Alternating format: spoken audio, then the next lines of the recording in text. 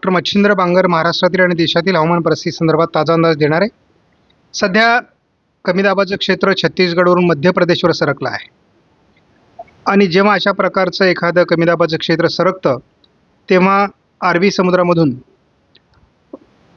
वारे खेचले जातात आणि पर्यायाने उत्तर महाराष्ट्रामध्ये, मराठवाड्याच्या उत्तरेकडील भागात किंवा पश्चिम विदर्भामध्ये देखील पावसाळी प्रमाण वाढतं आणि त्या पद्धतीचा पाऊस आपल्याला आज बघायला मिळाला. आपण मेघगर्जनेसह जोरदार पावसाळी वातावरण बघितलं तर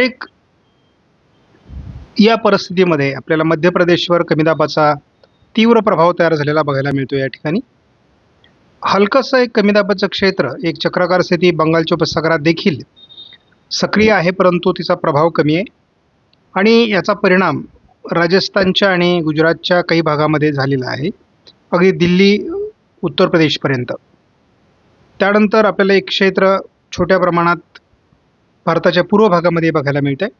अशा वेगवेगळ्या प्रकारच्या सिस्टम सध्या भारताच्या भूभागावर सक्रिय आहेत. आजच्या अंदाजामध्ये GFS मॉडेलचा रोल अतिशय महत्त्वाचा होता आणि GFS मॉडेलचा अंदाज बऱ्याच अंशाने जुळल्याचं आपल्याला बघायला मिळालं. उद्या मात्र GFS मॉडेलने फारसं वातावरण उत्तर महाराष्ट्र किंवा या भागात दाखवलेलं नसलं तरी नाशिक पश्चिममध्ये या मॉडेलने अंदाज दिलेला आहे.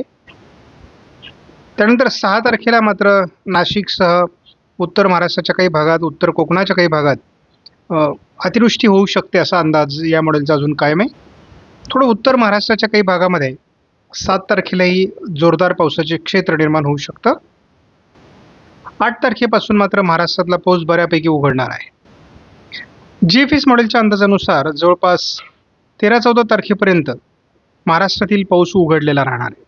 आपल्याला माहिती आहे पाऊस उतरणीला लागलेला आहे. आपण न्यूमेरिकल मॉडेल प्रिडिक्शनचाही ECMWF मॉडेलचा अंदाज दाखवत असतो. आपण जर याचा धावता अंदाज घेतला तर उत्तर महाराष्ट्रामध्ये अजून पुढील 2-3 दिवस पावसाळी क्षेत्र राहू शकतं असा एक प्राथमिक अंदाज आहे. याचा गुजरात, राजस्थानच्या काही भागावर प्रभाव राहू शकतो. या अंदाजानुसार आपण बघतो की गुजरात, राजस्थानच्या काही भागात त्याचा प्रभाव राहील. मात्र आपल्याला पुढे 10 तारखेनंतर बंगालच्या उपसागरात कशा पद्धतीने वातावरण बनतं आहे, दुसरा कमी दाबाचं, तेही आपल्याला महत्त्वाचं आहे. परंतु 10 तारखेच्या दरम्यान पुन्हा एकदा पूर्व विदर्भाच्या काही भागात पावसाळी वातावरण असू शकतं. मी इतर मॉडेलपेक्षा ECMWF मॉडेलच्या या व्हर्जनला अतिशय महत्त्व देतो. उद्या देखील छत्रपती संभाजीनगरच्या उत्तरेला, संपूर्ण नाशिक, संपूर्ण धुळे, नंदुरबार आणि जळगावच्या पश्चिमी भागात, काही प्रमाणात अहिल्यानगरच्या पश्चिमी भाग आणि उत्तर कोकणामध्ये म्हणजे खास करून पालघरमध्ये पावसाचं मोठं प्रमाण असणं अपेक्षित आहे.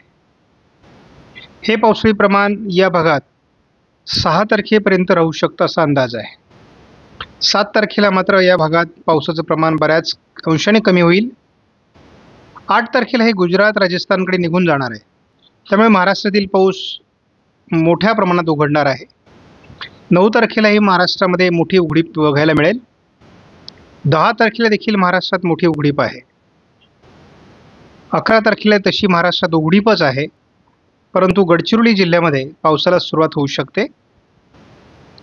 12 तारखेलाही तसं काही फार पावसाळी वातावरण महाराष्ट्रात असणार नाही. म्हणजे जवळपास 8 ते 12 हे काही दिवस आपल्याला महाराष्ट्रामध्ये कडकडीत उघडी बघायला मिळेल. शेतीची कामं, फवारणी किंवा इतर काही कामं असतील तर आपल्याला करता येतील. कोणाचं पीक काढणीसाठी आलं असेल तर ते काढण्यासाठी हा मोका आहे. यापूर्वी 13 तारखेला महाराष्ट्रात बऱ्यापैकी पाऊस दाखवला जात होता, परंतु आता केवळ पूर्व विदर्भात पाऊस आहे आणि हवामानात सारखे बदल होतात हे लक्षात घ्या. 14 तारखेला विदर्भ आणि मराठवाड्याच्या पूर्व भागात म्हणजे नांदेड, यवतमाळ, लातूर पूर्व, चंद्रपूर, गडचिरोली, वर्धा, नागपूर, भंडारा, गोंदियामध्ये अतिवृष्टीची शक्यता आहे. या भागामध्ये म्हणजे आता कुठे परभणी, नांदेड, लातूर, बीड, वाशिम, हिंगोली, यवतमाळ, वर्धा, बुलढाणा, छत्रपती संभाजीनगर, जालना या जिल्ह्यात 15 तारखेला जोरदार पाऊस असेल. 16 तारखेला याचा प्रभाव हा विदर्भ, पूर्व मराठवाड्यातच आहे.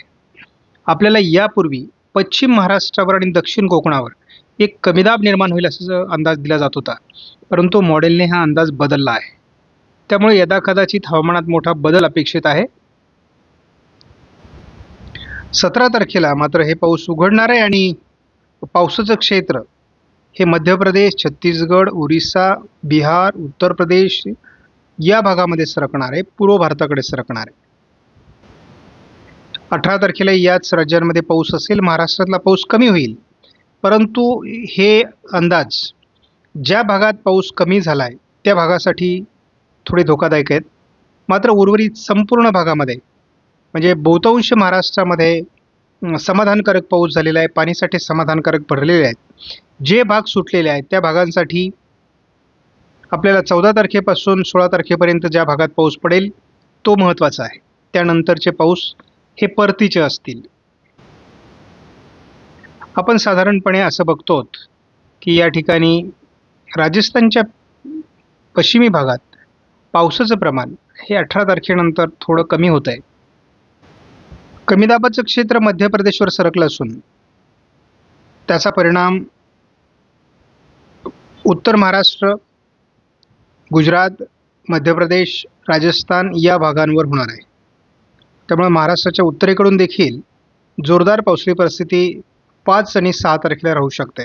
12 तारखेनंतर पुन्हा एकदा विशाखापट्टणमच्या दरम्यान एक कमी दाबाचं क्षेत्र तयार होईल आणि ते सोलापूर मार्गे, पुणे मार्गे महाराष्ट्रावर येईल अशा प्रकारचा यापूर्वीचा या मॉडेलचा अंदाज होता.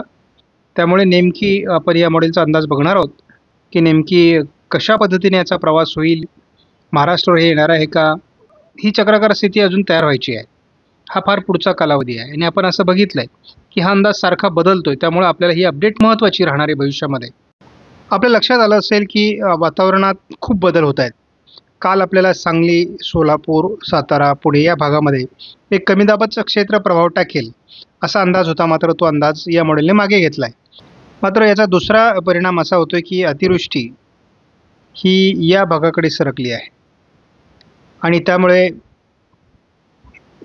यवतमाळ, नांदेड, चंद्रपूर, गडचिरोली, वर्धा, यवतमाळ, नागपूर, भंडारा, गोंदिया या जिल्ह्यात अतिवृष्टीचे संकेत वाढले आहेत. त्याचबरोबर आपण बघतो की जळगाव, नंदुरबार, धुळे, नाशिक या भागातही अतिवृष्टीची शक्यता अजून कायम आहे. त्यामुळे आपल्याला याही भागांवर लक्ष केंद्रित करावं लागेल. त्याला जोडून असलेला हा जो भाग आहे याही ठिकाणी थोडं पावसाचं प्रमाण अधिक असण्याची शक्यता आहे. उर्वरित महाराष्ट्रात मग लातूर असेल, सोलापूर, धाराशिव याही भागात मध्यम स्वरूपाचा पाऊस होणार आहे.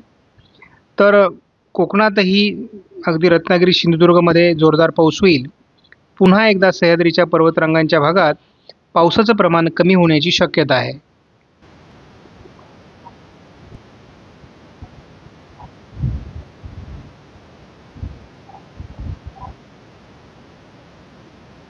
आपण बघतो उद्या उत्तर महाराष्ट्रात नंदुरबार, धुळे, जळगाव, नाशिकच्या काही भागात आणि अकोला, अमरावतीपर्यंत पावसाचं प्रमाण असण्याची शक्यता आहे. हे जोरदार पावसाळी प्रमाण नंदुरबार, धुळे, जळगावच्या काही भागात 6 तारखेला असणं अपेक्षित आहे. अकोला, अमरावतीपर्यंत. नागपूर, भंडारा, गोंदिया आणि वर्ध्यातही पावसाची शक्यता आहे.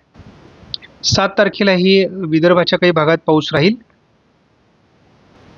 8 तारखेला केवळ गोंदिया, चंद्रपूर आणि गडचिरोलीमध्ये पाऊस आहे. उर्वरित महाराष्ट्रात पाऊस उघडणार आहे.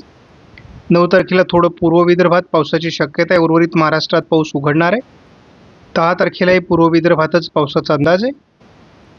11 तारखेलाही विदर्भाच्याच काही जिल्ह्यात पाऊस असू शकतो. यामध्ये गोंदिया आणि गडचिरोलीचा समावेश आहे. 12 तारखेपासून पुन्हा एकदा विदर्भातून पावसाचं प्रमाण वाढू शकतं. 13 तारखेला दुसऱ्या कमी दाबाचं क्षेत्र तयार होत आहे, पण त्याचा परिणाम केवळ विदर्भात आहे. 14 तारखेला मात्र विदर्भ आणि मराठवाड्याच्या बऱ्याच भागात, कोकणात देखील, पुन्हा उत्तर महाराष्ट्रातही पावसाची परिस्थिती निर्माण होऊ शकते. 15 तारखेला देखील विदर्भ, मराठवाडा, उत्तर महाराष्ट्र मुसळधार पाऊस होईल. 16 तारखेला विदर्भात आणि मराठवाड्यात भाग बदलत पावसाची शक्यता आहे. 17 तारखेपासून पुन्हा महाराष्ट्रात काही भागात हलका पाऊस होईल, परंतु पावसाचा जोर कमी होईल. 18 तारखेला महाराष्ट्रात पावसाचा जोर कमी असणार आहे. उत्तर प्रदेशवर असलेलं कमी दाबाचं क्षेत्र हे राजस्थानच्या कोणत्या भागापर्यंत पोहोचतंय यावर मान्सूनचा परतीचा प्रवासाचा अंदाज सुरू होणार आहे. कारण आता हळूहळू कमी दाबाचं